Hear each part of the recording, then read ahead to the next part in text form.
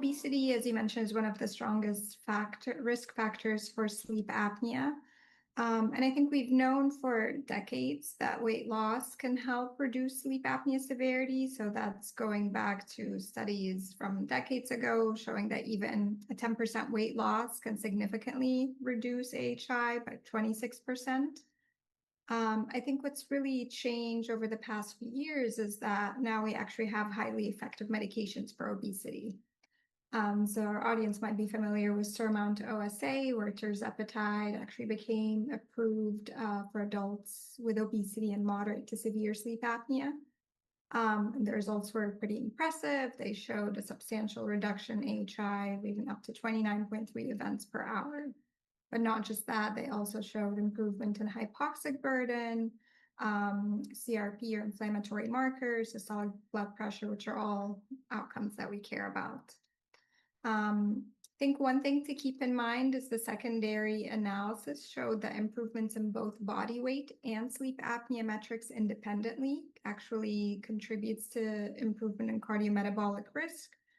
So the way that I think about this is we should be really addressing both obstructive sleep apnea and obesity. In regards to how this is changing our field, I think we're looking at different models for how this should be incorporated. I don't think there's a single model that works for every practice. For instance, some sleep physicians are directly incorporating obesity medicine into sleep medicine. So I myself board certified in both obesity and sleep. So I try to address both conditions simultaneously. Other sleep practices co-manage or have referral pathways to weight management specialists or primary care doctors. So I think the models of how we're incorporating this might differ a little bit, but I think the principle is the same, which is obesity really should be addressed in conjunction with addressing sleep apnea. How do we do this holistically? I think the first part is how we discuss it with patients. So bringing it up with a patient, these conversations really need to be non-stigmatizing, having the patient be at the center of those conversations, explaining how obesity and sleep apnea interact.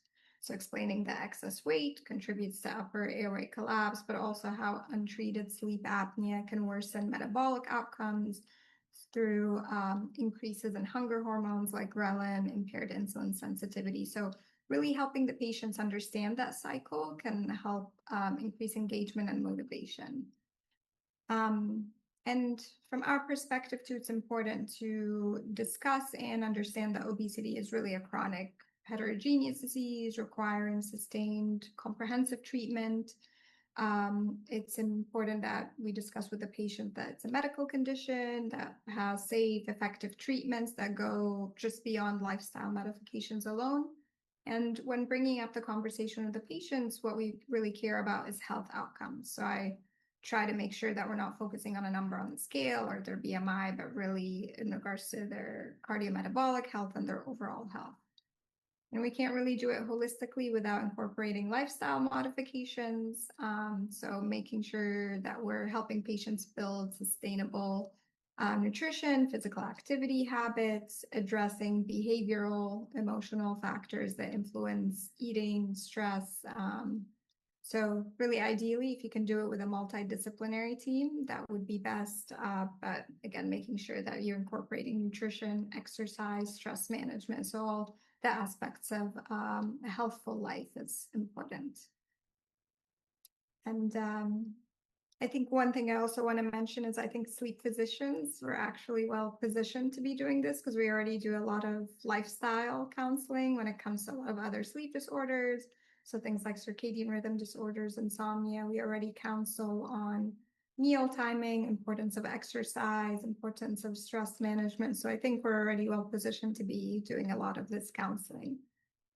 So I guess obesity really should complement, not replace our traditional sleep apnea therapies. And this is even based on the trial results, which again, were pretty impressive, but it still showed that 50% of the patients still needed to be on other forms of treatment. So I think integrating both weight management and sleep apnea is really the best option to optimize long-term outcomes.